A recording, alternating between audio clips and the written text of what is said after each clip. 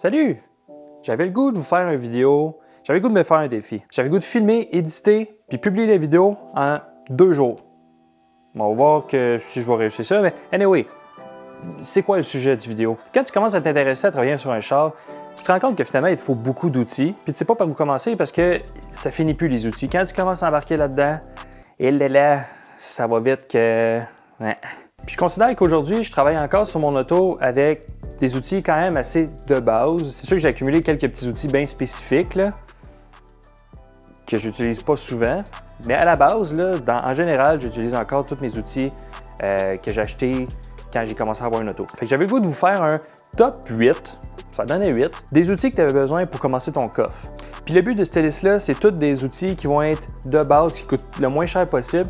Puis vraiment, de faire un coffre d'outils, c'est pas tout qui rentre dans un coffre, là, mais au moins que tu puisses te faire un coffre de départ, puis que tu peux te dire au moins que tu peux travailler sur 90% de ton char sans avoir besoin d'aide de personne d'autre, sans avoir besoin d'aller au garage. Il faut que je précise que peu importe les marques que je vais montrer ici, je parle pas d'une marque en particulier, je parle juste de l'outil en tant que tel.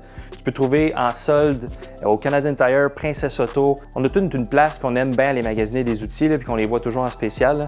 Ben, c'est dans ce temps-là qu'il faut t'en profiter. Tu as toujours une marque reconnue, puis au moins tu peux commencer à travailler sur ton char par toi-même avec des outils bien de base. Je sais pas si ma phrase faisait du sens, là, je me suis plus en tout.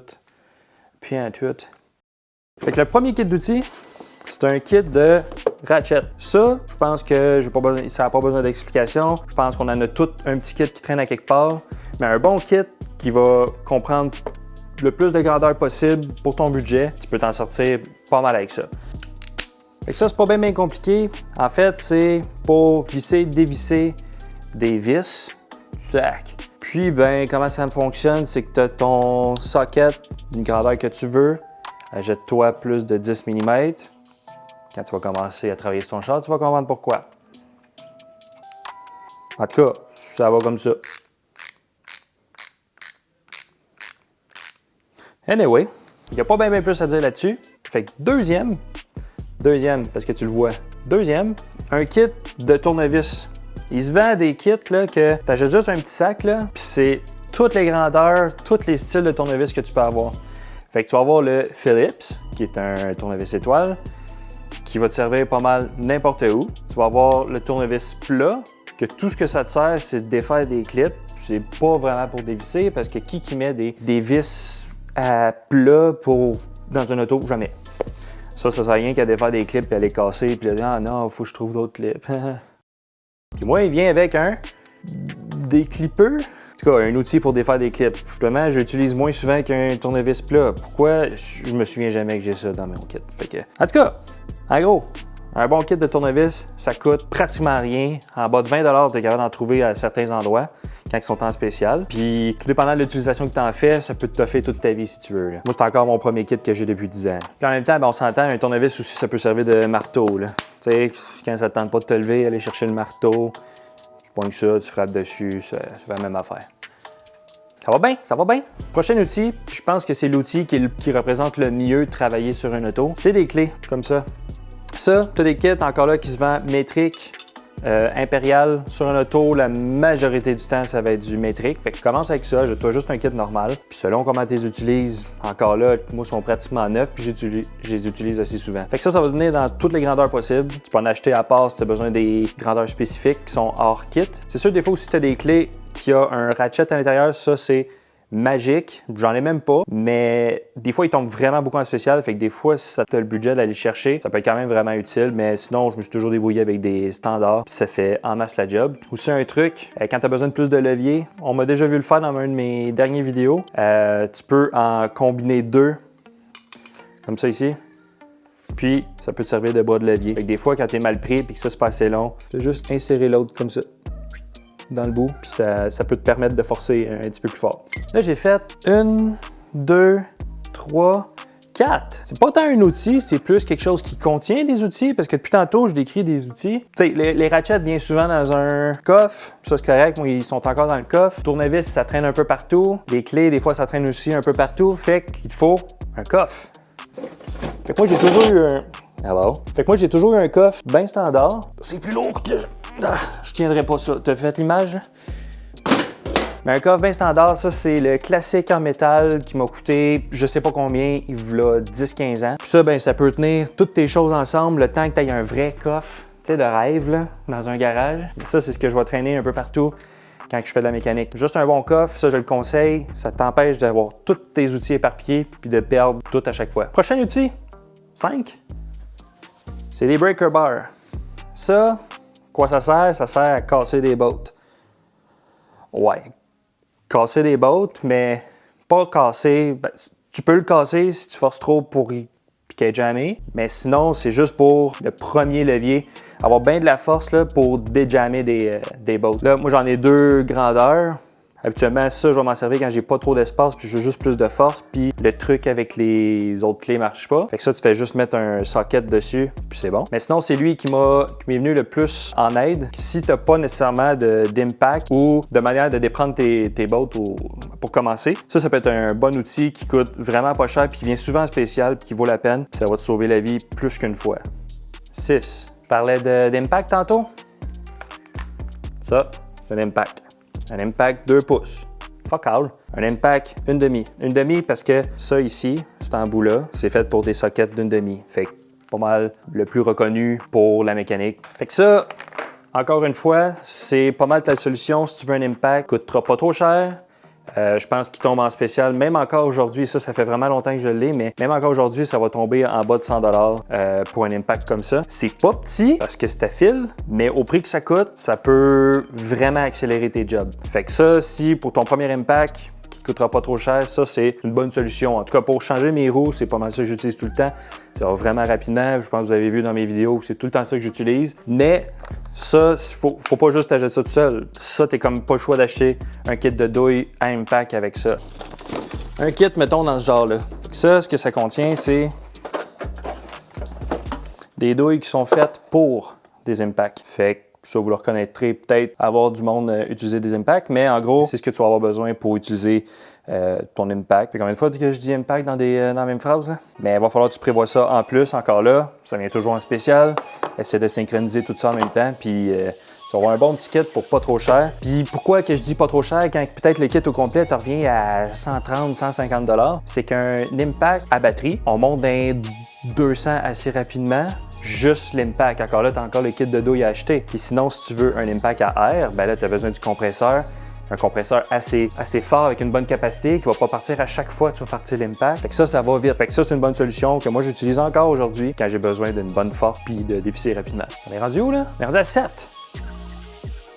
7. Ça, cet outil-là, tu peux penser que c'est pas trop important, mais je te dis, quand tu commences à travailler sur ton auto, c'est important de penser à ça. C'est un torque wrench. La majorité du temps, tu peux ne pas trop regarder ça, puis tu vas au feeling, puis ça va bien, mais toujours bon de mettre ça au bon spec de torque. Puis ça, encore là, c'est un bain de base qui m'a pas coûté trop cher, puis qui fait en masse la job.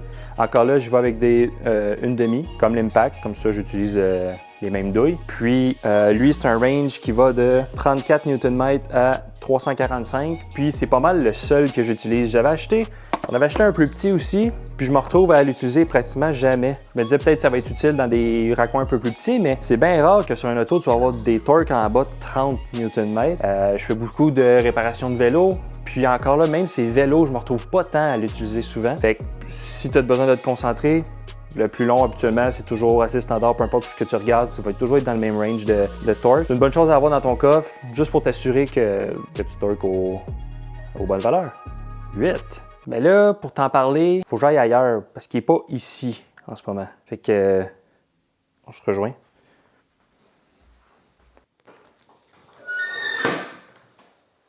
Un jack. Quand tu as besoin de travailler sur ton char, tu as besoin de le lever dans les airs, c'est assez conseillé d'avoir un jack comme ça. Puis ça, on va s'entendre, c'est quand même une bonne dépense. Je dirais que c'est l'outil qui va te coûter le plus cher dans ton kit. Mais c'est l'outil qui peut t'ouvrir l'opportunité à faire le plus de grosses jobs, par exemple. Mais il ne faut pas juste un jack. Il va falloir aussi...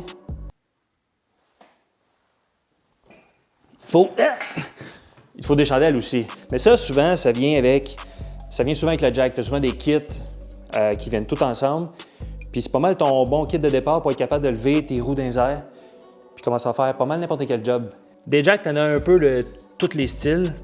Cela, c'est pas mal un standard. C'est un combien de tonnes? Je vais l'écrire ici, là. Ça va être pas mal ce qui va être le standard pour lever un char, un VUS, peu importe. Puis après ça, ben, les différences que tu vas pouvoir avoir, ben, c'est les jacks qui vont être un peu plus low profile pour justement quand tu commences à dropper ton char puis que ça passe plus en dessous. Ben, tu vas avoir besoin d'avoir un plus low profile, mais ça va être une dépense un peu plus grande, là. Fait que c'est à considérer.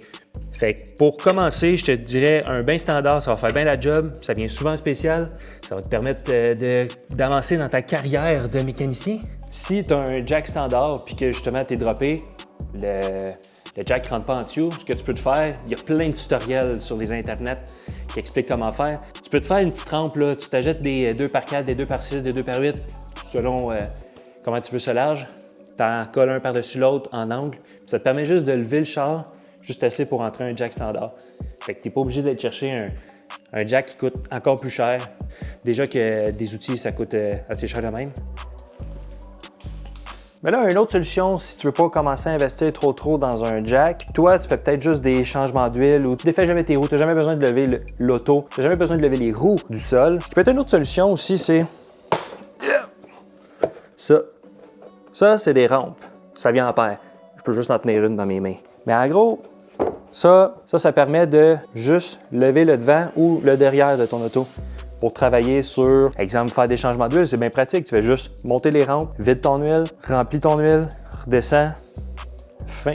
Pas besoin de jouer avec des jacks puis des chandelles puis t'assurer que tout est stable. Ça peut être une bonne solution si tu te lances pas trop dans des grosses affaires mécaniques et tu as besoin des roues dans les airs. Ça coûte beaucoup moins cher. Puis là, ben, je sais que j'avais dit que j'allais en parler juste de 8, mais ça dépend toujours de tes intérêts. Si tu t'intéresses à tout le filage dans ta voiture ou tout ce qui est l'électronique, tu auras besoin de peut-être 2 autres outils qui vont être bien le fun puis qui encore là coûtent pas très cher. Mais c'est pas 100% utile si toi, l'électronique, ça t'intéresse pas puis ça ne tente pas de te lancer là-dedans. En gros, un multimètre, puis un fer à souder. Ça, si tu veux commencer à te lancer là-dedans, c'est 2 objets qui coûtent vraiment pas trop cher, qui te permettent de faire beaucoup de choses. Commencer à te pratiquer à souder des fils, puis savoir si tu as bien soudé ces fils-là, ou savoir quel fil faut que tu coupes avant qu'il soit trop tard. Fait que j'en parlerai pas plus, mais c'était juste pour en rajouter, donner un peu d'inspiration, commencer dans le monde d'accumuler des outils. Après ça, ben, tu peux te ramasser à acheter des outils pour l'utiliser juste une fois. Mais ça, tu vas vite le découvrir que c'est un autre monde. Fait que c'est pas mal ce qui conclut le top 8 des outils que tu aurais besoin pour commencer ton coffre, pour commencer à travailler sur une auto. C'est long comme titre, ça. Ça m'a pris juste une vingtaine de minutes à enregistrer. 30 minutes, mettons. Fait que là, je m'envoie au montage, je publie ça. Ça va peut-être t'inspirer pour les fêtes qui s'en viennent. Fait que si t'as aimé ce genre de vidéo-là, je t'invite à t'abonner, aimer la vidéo. Laissez-moi un commentaire, qu'est-ce que vous proposez? C'est quoi pour vous un bon kit de départ? J'ai clairement sauté à côté des choses. Fait que gênez-vous pas, là, commentez, dites-moi ce que vous pensez. Puis on se revoit dans la prochaine vidéo. Salut là!